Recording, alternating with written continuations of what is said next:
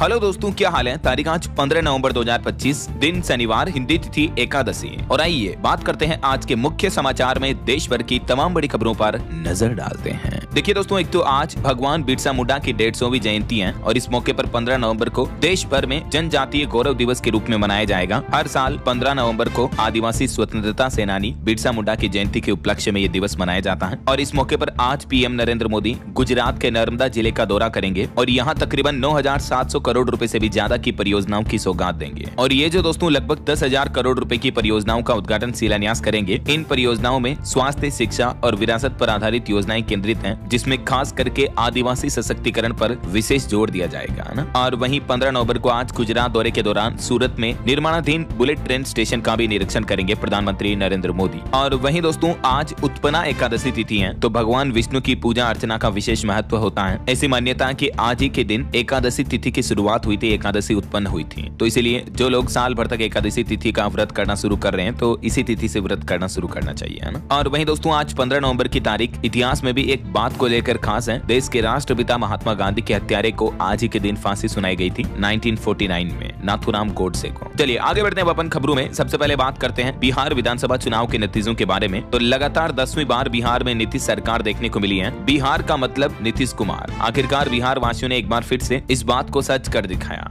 और बिहार में एनडीए की प्रचंड जीत देखने को मिली। ये देखिए चुनावी नतीजे फाइनल हो चुके हैं और बिहार में कुल 243 सीटों में से बहुमत के लिए 122 सीटें ही चाहिए थी, जबकि एनडीए को 202 सीटें मिली है, जिसमें भाजपा 89 सीटों पर जीत हासिल कर पाई, जेडीयू 85 सीटें लाई, लोजपा 19 और एनडीए के अन्य गठबंधन में 9 सीटें मिली है। टोटल एनडीए को 202 सीटों पर प्रचंड जीत हासिल हुई है। बिहार में इस बार एनडीए 200 पार हो गई, जबकि विपक्षी महागठबंधन को केवल 35 सीटें ही मिल पाई, जिसमें से भी 25 सीटें तो राजद की थी। कांग्रेस को तो केवल 6 सीटें मिली है। पिछली बार की बजाय भी इस बार तो कांग्रेस को 13 सीटें और कम मिली हैं। मतलब कांग्रेस का तो लगभग सुपड़ा ही साफ हो गया बिहार में। विधानसभा चुनाव के परिणाम वाकई में चौंकाने वाले रहे हैं और बिहार चुनावी जीत का जश्न देश की राजधानी दिल्ली में भी कुछ यूं देखने को मिला। ये तस्वीरें आप देख सकते हैं। जीत के बाद पीएम मोदी ने बीजेपी मुख्यालय जाकर कार्यकर्ताओं को संबोधित किया और इसमें पीएम मोदी बोले कि कांग्रेस अब मुस्लिम लीगी माओवादी पार्टी है। छठ को ड्रामा कहने वाले बिहार की इज्जत क्या करेंगे। पीएम ने कहा कि बिहार ने गर्दा उड़ा दिया, अब कट्टा राज लौटने वाला नहीं है। प्रचंड जीत के बाद बोले पीएम मोदी गमछा लहराते हुए भाजपा मुख्यालय पहुंचे, मखाने की माला पहनी और बोले कि बिहार के लोगों ने गर्दा उड़ाया। ये कुछ टॉप मोमेंट से जुड़ी तस्वीरें भी आप देख सकते हैं, क्योंकि आखिरकार बिहार में 89 सीटों के साथ बीजेपी नंबर 1 पार्टी बन चुकी है, जेडीयू से भी आगे निकलकर। तो बताया जा रहा है कि मुख्यमंत्री अब बिहार में भाजपा का बन सकता है और डिप्टी सीएम जेडीयू को मिल सकता है। बीजेपी के बिग ब्रदर होने के 5 असर दिख रहे हैं। इधर चुनावी हार के बाद राहुल गांधी बोले कि चुनाव शुरू से ही निष्पक्ष नहीं था। एनडीए को 200 प्लस सीटें मिली हैं, महागठबंधन 35 पर सिमटा, जन स्वराज का तो खाता भी नहीं खुला। तो इतने गंभीर चुनावी नतीजों पर कांग्रेस का कहना कि चुनाव में फिर से गड़बड़ी हुई है, चुनाव निष्पक्ष नहीं हो पाए। चुनावी जीत के बाद पीएम मोदी ने सोशल मीडिया पोस्ट में कहा कि सुशासन की जीत हुई, विकास, जन कल्याण और सामाजिक न्याय की जीत हुई है। वैसे इस बार बिहार विधानसभा चुनाव के लिए एनडीए ने जो संकल्प पत्र जारी किया था, उसमें क्या क्या बड़ी घोषणाएं की हैं, ये भी आपको याद होनी चाहिए, क्योंकि एनडीए की जीत हो चुकी है। तो अब बारी है इन वादों को पूरा करने की। बिहार के युवाओं से 1 करोड़ से भी ज्यादा नौकरियों का वादा किया था एनडीए ने चुनाव से पहले। गरीबों को 125 यूनिट मुफ्त बिजली वगैरह वगैरह। और भी ये एनडीए का पूरा संकल्प पत्र, जो चुनावी घोषणा पत्र था, इलेक्शन मैनिफेस्टो, उसकी डिटेल जानकारी आप देख सकते हैं स्क्रीन पर। वैसे मैंने आपको डीएलएस न्यूज चैनल पर पहले भी बताई हुई है, राइट। लेकिन अब देखते हैं कि आखिर सरकार इन सभी घोषणाओं को कब तक पूरा करती है ना। महिलाओं को भी 10-10 हजार रुपए तो मिल चुके हैं। बाकी 2-2 लाख रुपए तक की सहायता देने की बात कही गई है महिला रोजगार योजना के तहत। तो बाकी की धनराशि कब तक आती है, ये भी पता चल जाएगा। वहीं दोस्तों बिहार में इस बार सबसे कम उम्र वाली एमएलए बन गई मैथिली ठाकुर। अलीनगर विधानसभा क्षेत्र से ये जीत कर बिहार की सबसे युवा विधायक बन गई है। मैंने कांग्रेस मैथिली को, उन्होंने 11,000 से भी ज्यादा वोटों से जीत हासिल की है। और इन चुनावी नतीजों पर देखिए दोस्तों आप, कांग्रेस सांसद शशि थरूर बोले कि कांग्रेस पहले से ज्यादा वामपंथी रुख अपना रही है। भाजपा से मुकाबले के लिए ये रवैया गलत है। मनमोहन ने बीजेपी सरकार की नीतियां ली थी। इसके अलावा बिहार चुनाव में नतीजों के बाद कुछ मीम्स भी सोशल मीडिया पर वायरल हो रहे हैं। जेडीयू की सीटों से पीएम मोदी चिंतित दिखे, कांग्रेस का रिवर्स गियर लगा, पी के पीछे से फर्स्ट आए। ये कुछ सोशल मीडिया मीम्स की तस्वीरें भी आप देख सकते हैं। और बिहार चुनाव के अलावा दोस्तों बीते दिन 8 राज्यों की विधानसभा सीटों पर उपचुनाव के नतीजे भी आ चुके हैं। कांग्रेस ने राजस्थान में बीजेपी से और तेलंगाना में बीआरएस से अपनी सीट छीनी। आम आदमी पार्टी ने पंजाब की सीट बचाई। ये देख सकते हैं आप 7 राज्यों की 8 विधानसभा चुनाव सीटों के उपचुनाव के नतीजे क्या क्या रहे हैं, कहां किस कैंडिडेट की जीत हुई और किसकी हार हुई, है ना। और इन 8 विधानसभा सीटों पर उपचुनाव के रिजल्ट में राजस्थान के एसडीएम को थप्पड़ मारने वाले जो नरेश मीणा थे वो हार गए। अंता सीट से उन्होंने हार हासिल की, जबकि यहाँ कांग्रेस जीत गई। झारखंड के पूर्व मुख्यमंत्री का बेटा भी हार गया। और वहीं इधर चुनाव आयोग की तरफ से एसआईआर के 9 दिन के अंदर अंदर चुनाव आयोग ने 42 करोड़ फॉर्म बांट दिए हैं। मध्य प्रदेश छत्तीसगढ़ में काम थोड़ा धीमा चल रहा है, लेकिन गुजरात में तेज चल रहा है। मतदाताओं का रिकॉर्ड खोजने में कुछ दिक्कतें आ रही हैं। ये भी चुनाव आयोग की तरफ से रिपोर्ट जारी की गई। अभी देश के 12 राज्यों और केंद्र शासित प्रदेशों में एसआईआर यानी स्पेशल इंसेटिव रिवीजन मतदाता चुनावी वेरिफिकेशन पुनरीक्षण जो है शुरू हो चुका है ना। और बिहार चुनाव के साथ ही पीएम मोदी ने एक और बड़ी घोषणा भी कर दी है कि 19 नवंबर को पीएम किसान योजना की 21वीं किस्त जारी करेंगे प्रधानमंत्री नरेंद्र मोदी। आखिरकार बिहार में बहुमत मिलते ही सरकार ने बड़ा ऐलान कर दिया, किसानों के खाते में आएंगे 2-2 हजार रुपए। पीएम किसान सम्मान निधि योजना की 21वीं किस्त की तारीख की घोषणा हो चुकी है। 19 नवंबर को देश के लगभग 9 करोड़ से भी ज्यादा किसानों के खातों में 18,000 करोड़ रुपए की धनराशि ट्रांसफर की जाएगी इस पीएम किसान सम्मान निधि योजना के तहत, है ना। तो 19 तारीख को सभी किसान भाई लोग अपने अपने फोन में अकाउंट का मैसेज चेक कर लें। ओके, और चलिए आगे बढ़ते हैं अपन खबरों में। देखिए दोस्तों, एक बड़ी घटना हो गई। जम्मू कश्मीर के नौगाम पुलिस स्टेशन में एक ब्लास्ट का मामला देखने को मिला, जिसमें 8 लोग घायल हो गए। कुछ मौतों की भी आशंका बताई जा रही है। और ये वही पुलिस स्टेशन है जिस इलाके में दिल्ली ब्लास्ट की जांच हो रही थी। हाल ही में आपको पता होगा देश की राजधानी दिल्ली में धमाका हुआ था, तो उसकी जांच भी अभी चली रही है।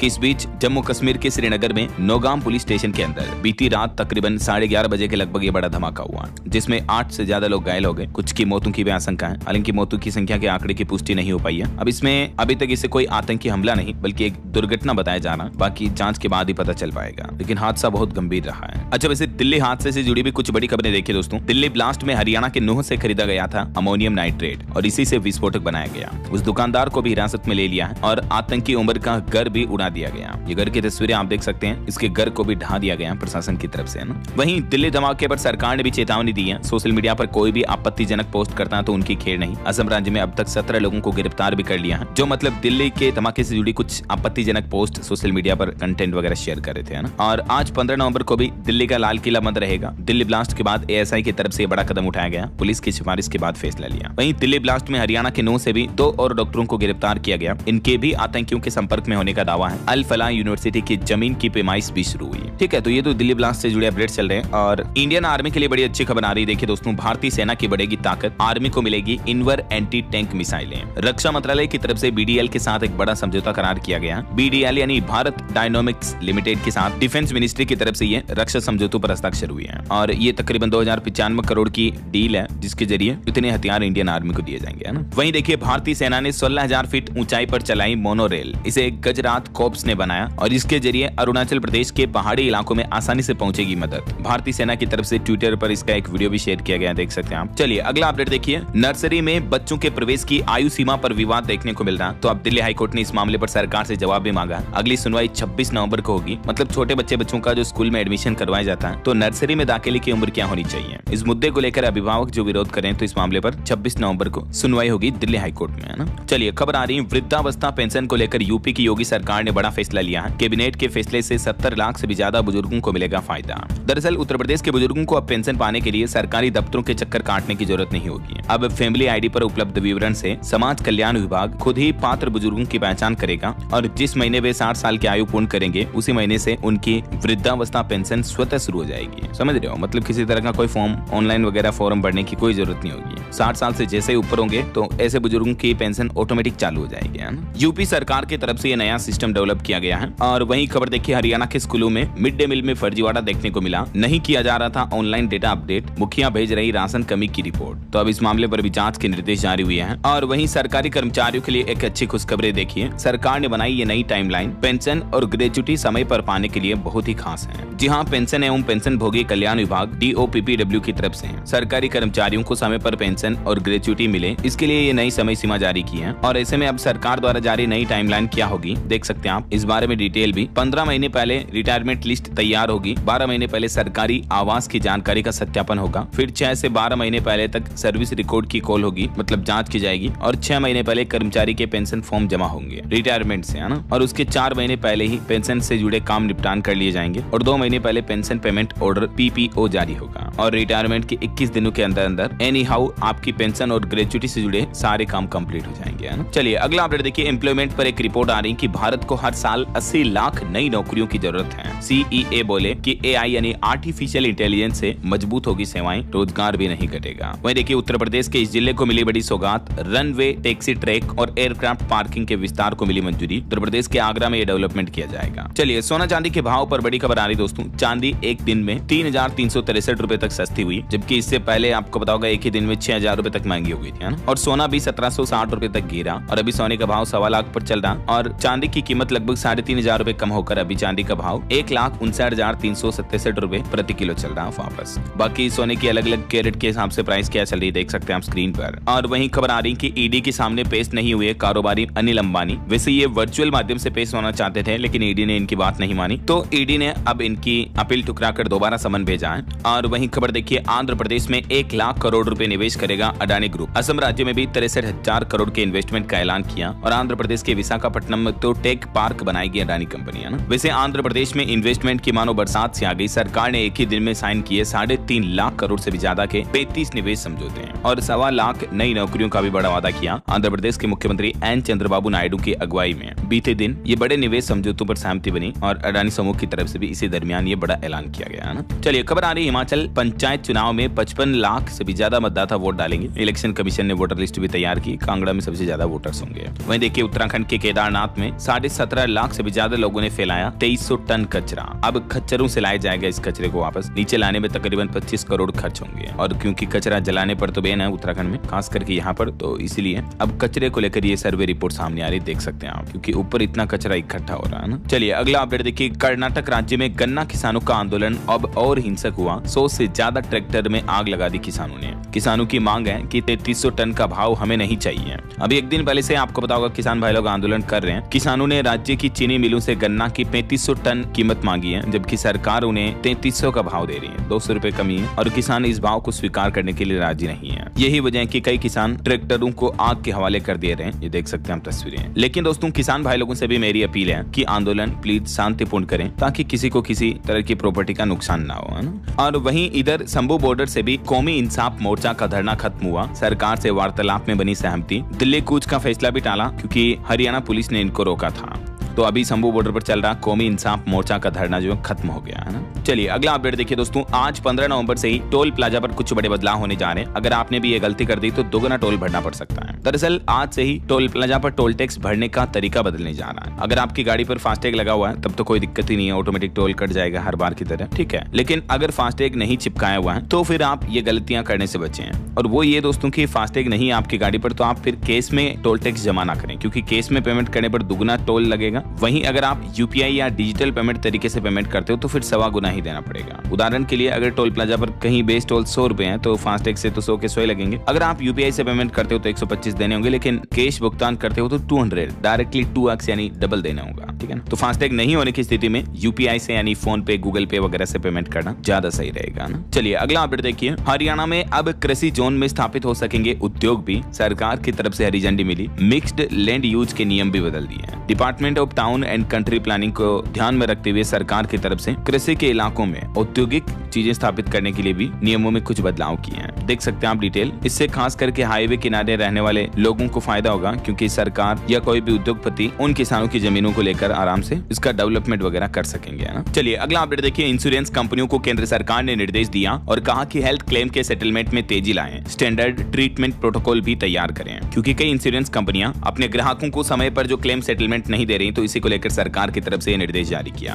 वहीं महंगाई के मोर्चे पर भी एक अच्छी खुशखबरी आ रही कि थोक मुद्रास्फीति दर भी अक्टूबर में -1.21% रही है, जो कि देश में महंगाई के मोर्चे पर राहत की बात है। मुद्रास्फीति में गिरावट देखने को मिली है ना। और मध्य प्रदेश में देखिए दोस्तों, एक बड़ी सड़क दुर्घटना हो गई। खाई में गिरी कार, 5 लोगों की मौत हो गई। 150 किलोमीटर प्रति घंटा की रफ्तार से चल रही थी कार और ड्राइवर को जब्ती आ गई, तो फिर कौन क्या ही कर सकता है। मरने वालों में IT एक्सपर्ट और HR भी शामिल है। इनके समेत टोटल 5 लोगों की मौत हो गई IT एक्सपर्ट समेत, क्योंकि कार हाईवे के किनारे से फिर खाई में जा गिरी। ये जो आप खड्डा देख पा रहे होंगे, यहाँ जा गिरी है। चलिए अगला अपडेट देखिए। लखनऊ, नोएडा समेत उत्तर प्रदेश के 5 शहरों में आज 15 नवंबर से नई बिजली व्यवस्था लागू हो जाएगी। यूपीपीसीएल की तरफ से दावा किया गया कि शहरों में बिजली व्यवस्था में बदलाव किया जा रहा। वर्टिकल व्यवस्था लागू होने से उपभोक्ताओं को बेहतर सेवाएं मिलेगी। वर्टिकल व्यवस्था से मतलब ये है दोस्तों कि अब आपको बिजली डिपार्टमेंट में हर तरह के अलग अलग काम के लिए अलग अलग कर्मचारी, अधिकारी वगैरह देखने को मिलेंगे, ठीक है ना। प्रत्येक काम के लिए अलग टीम होगी तो आपका काम आसान हो जाएगा। चलिए अगला अपडेट देखिए। अमेरिकी टैरिफ से दबाव के बीच निर्यातकों को सरकार ने और आरबीआई ने बड़ी राहत दी है। देखिए भारतीय रिजर्व बैंक आरबीआई ने शिपमेंट भुगतान की समय सीमा को बढ़ाकर 15 महीने कर दिया है। और वहीं देखिए अप्रवासियों को जारी 17,000 कॉमर्शियल लाइसेंस भी रद्द करेगा अमेरिका का कैलिफोर्निया। कई दुर्घटनाओं के बाद ये फैसला लिया है। कुछ और इंटरनेशनल न्यूज अपडेट देखिए आप। ऑस्ट्रेलिया का नया स्टूडेंट वीजा नियम आज से ही लागू होने जा रहा है। भारतीय छात्रों पर इससे क्या प्रभाव पड़ेगा? तो वैसे कुछ छोटे संस्थानों को जरूर मौका मिलेगा, लेकिन भारतीय छात्रों के लिए भी क्या क्या बदलाव होंगे देख सकते हैं आप जानकारी, है ना। वहीं देखिए बांग्लादेश में शेख हसीना पर फैसले के पहले भड़की हिंसा। एक दिन में 32 जगहों पर धमाके हुए,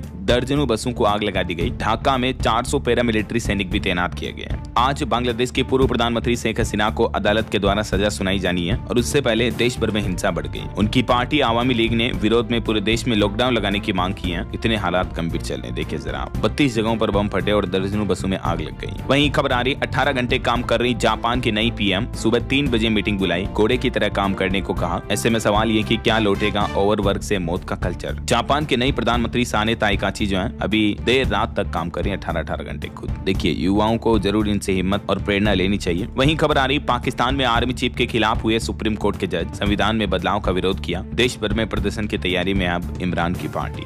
और एक घटना हो गई देखिए दोस्तों, फिनलैंड बॉर्डर के पास रूस का सुखोई 30 विमान, लड़ाकू विमान जो था वो क्रैश हो गया। दोनों पायलटों की मौत हो गई। बहरहाल अभी तो अपन कुछ और महत्वपूर्ण और काम की खबरें देखेंगे दोस्तों, लेकिन फिलहाल वक्त तो चला है आज के ताजा मौसम समाचार जानने का। और हाँ, एक छोटी सी रिक्वेस्ट आपसे यह है कि अगर आप डीएलएस न्यूज चैनल से अभी तक भी जुड़े नहीं हो तो जुड़ जाइए। चैनल को सब्सक्राइब करके बेल आइकन जरूर दबा दीजिएगा और इस वीडियो पर एक लाइक और शेयर भी जरूर कर देना, ताकि आपको रोजाना की ताजा खबरें, महत्वपूर्ण मुख्य समाचार, काम के न्यूज अपडेट सबसे पहले आपके मोबाइल पर मिलते रहेंगे। ओके, और चलिए बिना टाइम वेस्ट किए सीधा आगे बढ़ते मौसम अपडेट में। तो देखिए, एक तो मौसम विभाग का कहना है कि नवंबर के दूसरे सप्ताह में उत्तर पूर्व मानसून कमजोर होगा, तो अब बारिश कम होगी दक्षिण भारत के राज्यों में भी। इधर मध्य प्रदेश, छत्तीसगढ़ वगैरह मध्य भारत में शीतलहर की स्थितियां बनी रहेगी। हालांकि अब अगले आने वाले सप्ताह से राहत मिलने की संभावना है। बाकी मध्य प्रदेश, छत्तीसगढ़ में अगले 2 दिन तक तो और शीतलहर चलेगी। 4 राज्यों के कई जिलों में पारा 10 डिग्री से नीचे पहुंच चुका है। बद्रीनाथ में तापमान -16 डिग्री चल रहा है। झरने और झीलें भी जम गई। ये तस्वीरें आप देख सकते हैं। मौसम विभाग का कहना है कि नवंबर महीने में तो सर्दी ने नया रिकॉर्ड बना दिया है। पारा 8 डिग्री तक पहुंचा। मध्य प्रदेश में भी भोपाल में रात के तापमान में 9 डिग्री तक की गिरावट देखने को मिली है। इधर राजस्थान में भी सुबह शाम ठिठुरन बढ़ी, दिन में थोड़ी सुहानी धूप दिख रही है। अगले 4 दिनों में सर्दी और बढ़ेगी। हरियाणा के भी 7 शहरों में तापमान 10 डिग्री से नीचे पहुंचा। 4 दिन तक आगे और पारा गिरेगा लगातार। और पहाड़ी राज्य हिमाचल में देखिए 15 जगहों पर 5 डिग्री से भी नीचे लुढ़का तापमान। वहीं छत्तीसगढ़ की बात करें तो उत्तरी मध्य छत्तीसगढ़ में अगले 4 दिन शीतलहर की चेतावनी है। और उत्तर प्रदेश के 3 जिलों में पारा 10 डिग्री से भी नीचे चल रहा है। 16 नवंबर के बाद यहाँ कोहरा भी पड़ेगा, ठीक है। और बाकी और भी अलग अलग राज्यों में अगले 24 घंटों के दौरान मौसम की संभावित गतिविधियां क्या रह सकती हैं, स्काई मेड वेदर की रिपोर्ट के मुताबिक, जिसकी जानकारी आप देख सकते हैं स्क्रीन पर। ओके, और चलिए मौसम के बाद कुछ मार्केट अपडेट्स पर नजर डाल देते हैं फटाफट से। देखिए, बीते दिन बिहार इलेक्शन के चलते 450 अंक गिरने के बाद शेयर बाजार फिर से संभल गया और कुल सेंसेक्स 84 अंक चढ़कर 84,562 पर बंद हुआ। वहीं बीते महीने अक्टूबर में म्यूचुअल फंड्स ने कई बड़े बदलाव किए। 7 बड़े फंड हाउस ने पोर्टफोलियो से बाहर किए 19 स्टॉक भी। और देखिए, टीसीएस अब सबसे वैल्यूएबल टेक कंपनी नहीं रही, बल्कि इन्फोसिस और एचसीएल टेक से भी सस्ता हुआ इसका शेयर। मार्केट वैल्यू एक साल में 4.5 लाख करोड़ तक कम हुई है टीसीएस की। वहीं खबर है आईसीएल फिनकॉर्प का नया एनसीडी इश्यू 17 नवंबर से खुलेगा। और इन्फ्लेशन पर रिपोर्ट आ रही है कि अक्टूबर में थोक महंगाई दर भी घटी। मैंने आपको बताया खाद्य और ऊर्जा कीमतों में नरमी के चलते ये अच्छी गिरावट देखने को मिली है ना।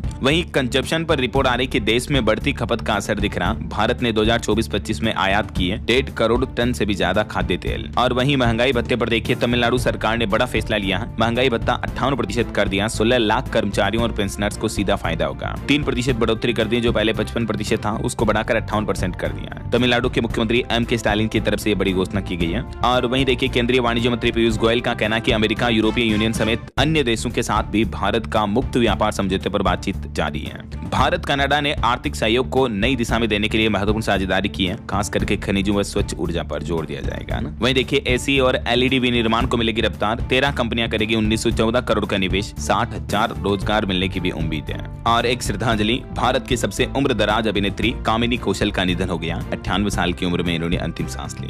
ईश्वर इनकी आत्मा को शांति दे। पुरानी फिल्मों में आपने इनकी तस्वीरें, फोटो, गाने जरूर देखे होंगे। चलिए अगला अपडेट देखिए। WTO का कहना कि भारत को WTO की सुधार प्रक्रिया में लीडर की भूमिका निभानी चाहिए। WTO प्रमुख नगोजी ये बोले। वहीं देखिए उत्तर प्रदेश में चालान न भरने वालों पर अब सख्ती बरती जाएगी, उनके वाहन ही सीज कर लिए जाएंगे और ड्राइविंग लाइसेंस भी निरस्त किए जाएंगे, ये आदेश जारी हुआ। और बाकी यूपी लखनऊ में भी देखिए वर्टिकल सिस्टम लागू हुआ। आज से ही बिना दफ्तर जाए 7 दिन में आपका बिजली बिल सही हो जाएगा। अब एक काम का एक अफसर ही जिम्मेदार होगा ना। ऑटो इंडस्ट्री से खबर आ रही, नई ग्रैंड विटारा में आ रही थी दिक्कतें, तो मारुति सुजुकी ने तकरीबन 39,500 गाड़ियों को रिकॉल किया। अगर आपके पास भी ये गाड़ी है और कोई दिक्कत आ रही है इसमें, तो एक बार शोरूम पर जाकर जरूर चेकअप करवा ले, है ना। वहीं देखिए चिल्ड्रंस डे पर BSNL लेकर आई स्पेशल प्लान, 251 के रिचार्ज पर मिलेगा 100 GB डेटा, अनलिमिटेड कॉल्स और भी बहुत कुछ। BSNL की तरफ से ये रिचार्ज प्लान का ऑफर चिल्ड्रंस डे के मौके पर निकालने का ऐलान किया, देख सकते हैं आप डिटेल, है। ये ऑफर 14 नवंबर से शुरू होगा, जो अगले महीने 13 नवंबर तक रहेगा, पूरा 1 महीने तक चलेगा, ठीक है ना। और वहीं टेक न्यूज से एक बड़ी चौंकाने वाली खबर देखिए। पैदा होने से पहले ही बच्चों के जीन बदल रहा है ये स्टार्टअप, जिसमें सैम अल्टमैन ने यानी ChatGPT वाले OpenAI के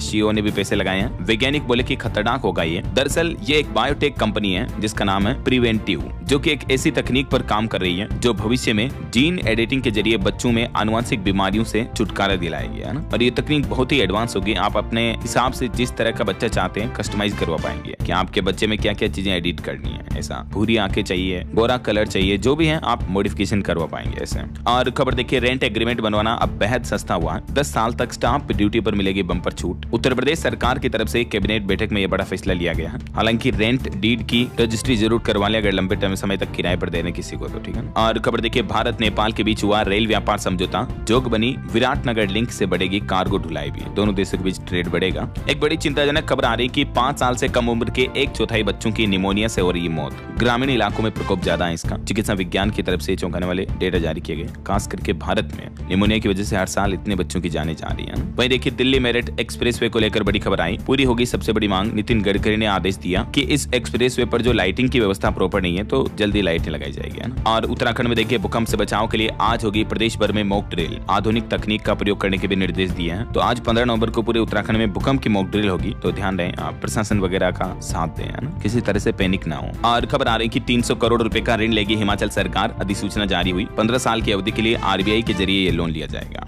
वहीं हिमाचल में स्वयं सहायता समूह की महिलाओं को भी लाभ मिलेगा। घर बैठे उत्पादों को कहीं पर भी भेज सकेगी। डाक या खुद लेने उनके घर पर आएगा। डाक विभाग की तरफ से नई पहल की गई है। और ऑटो इंडस्ट्री से खबर देखिए दोस्तों, हीरो की विडा VX2 गो का 3.5 किलोवाट बैटरी पैक के वेरिएंट की लॉन्चिंग हो चुकी है। फुल चार्ज में 100 किलोमीटर चलेगी है। कीमत इसकी 1,02,000 से शुरू है। और देखिए ये चाइना की एक कार जो 999 सीढ़ियां चढ़ने वाले चैलेंज में फेल हो गई, बीच रास्ते में ही फिसल गई, रेलिंग भी तोड़ दी। जबकि टाटा की रेंज रोवर ने 2018 में ये रिकॉर्ड बना दिया था। ये तस्वीरें आप देख सकते हैं रेंज रोवर किस तरह से जा रही पपिया की तरह। यह मेड इन इंडिया। वहीं देखिए रूस का पहला AI रोबोट भी डेब्यू के दौरान गिर गया, तो ऑर्गेनाइजेशन ने काला पर्दा लगाकर इसको छिपाया। चलिए अगला अपडेट आ रहा। हरियाणा में SMO भर्ती पर रोक और SP लागू करने की मांग की। पंचकुला में डॉक्टरों ने प्रदर्शन भी किया, आंदोलन तेज करने की चेतावनी दी है। वहीं हरियाणा में दयालु योजना में फंसी है तकरीबन 35,500 फाइलें। अब जिलों में फाइलें क्लियर होगी। मुख्यालय में स्टाफ कम है, मुख्यमंत्री के पास महकमा भी भेजा गया इसका। और किसान भाई लोगों के हित में छत्तीसगढ़ के मुख्यमंत्री विष्णुदेव साय की अध्यक्षता में कई बड़े फैसले लिए गए। कैबिनेट बैठक में मुहर लगी। क्या क्या फैसले लिए गए, कुछ पॉइंट्स आप देख सकते हैं स्क्रीन पर। और वहीं खबर देखिए, देश को मिलेगी 100 सैनिक स्कूलों की सौगात। गुजरात में गृह मंत्री अमित शाह की तरफ से बड़ा ऐलान किया गया कि जल्दी हमारे देश में 100 नए सैनिक स्कूल स्थापित किए जाएंगे।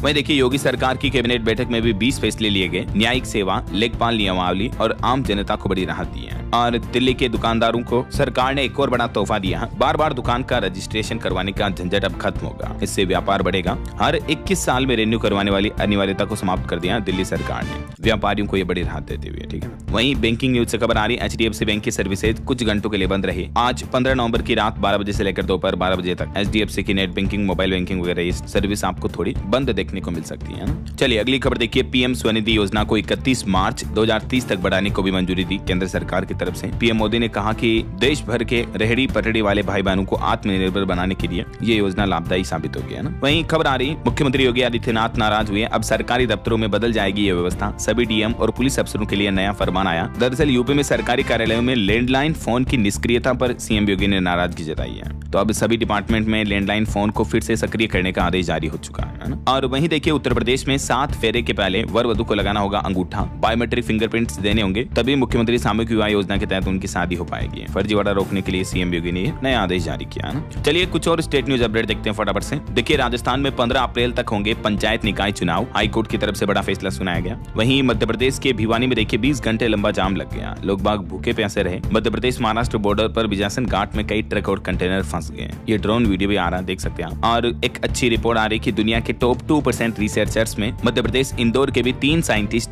शामिल हुए हैं। मेनी कांग्रेट्स, और एमपी के लिए बड़े गर्व की बात है। आज बिरसा मुंडा जयंती के मौके पर भी मध्य प्रदेश जबलपुर में जनजातीय गौरव दिवस समारोह का आयोजन होगा। इस दरमियान सीएम मोहन यादव कई योजनाओं का लोकार्पण करेंगे, है ना। और वहीं देखिए छत्तीसगढ़ में पहली बार डीजीपी आईजी का कॉन्फ्रेंस आयोजन हुआ। 3 दिन राष्ट्रीय सुरक्षा पर चिंतन होगा। केंद्रीय गृह मंत्री अमित शाह इसका उद्घाटन किए और पीएम मोदी समापन में अफसरों से चर्चा करेंगे। ये 28 से 30 नवंबर तक चलेगा सम्मेलन, ठीक है। और खबर आ रही, छत्तीसगढ़ रायपुर स्टेडियम को लीज पर चलाएगा राज्य क्रिकेट संघ। धान खरीदने के लिए 15,000 करोड़ की गारंटी दी गई। और भी मुख्यमंत्री विष्णुदेव साय की कैबिनेट बैठक में 7 अहम फैसले लिए गए। ये जिनकी लिस्ट भी आप देख सकते हैं स्क्रीन पर, है ना। ओके, और चलिए एजुकेशन पर खबर आ रही दोस्तों। देखिए केवीएस एनवीएस में निकली 14,967 पदों पर बम्पर भर्तियां, आवेदन शुरू हो चुके हैं। देख सकते हैं आप रिक्रूटमेंट की डिटेल वगैरह भी। और वहीं बिहार बोर्ड का नया नियम, स्टैंड अप परीक्षा पास करना जरूरी होगा वरना नहीं मिलेगा बोर्ड का एडमिट कार्ड। बिहार बोर्ड ने मैट्रिक और इंटर परीक्षा में बैठने वाले स्टूडेंट्स के लिए नया नियम लागू कर दिया है। और कर्नाटक राज्य में सरकार ने फाइनल ऑर्डर जारी कर दिया है। पीरियड्स में दफ्तर से 1 दिन की छुट्टी मिलेगी लड़कियों महिलाओं को। कर्नाटक राज्य में मेंस्ट्रुअल लीव पॉलिसी लागू हुई। साल में 12 पेड लीव मिलेगी, यानी इन छुट्टियों की तनख्वाह भी दी जाएगी। और ये नियम ना सिर्फ सरकारी दफ्तरों में बल्कि सरकारी और प्राइवेट सभी ऑफिसेज में लागू होगा ना। ये बहुत ही अच्छी पहल है हरियाणा गवर्नमेंट की, सॉरी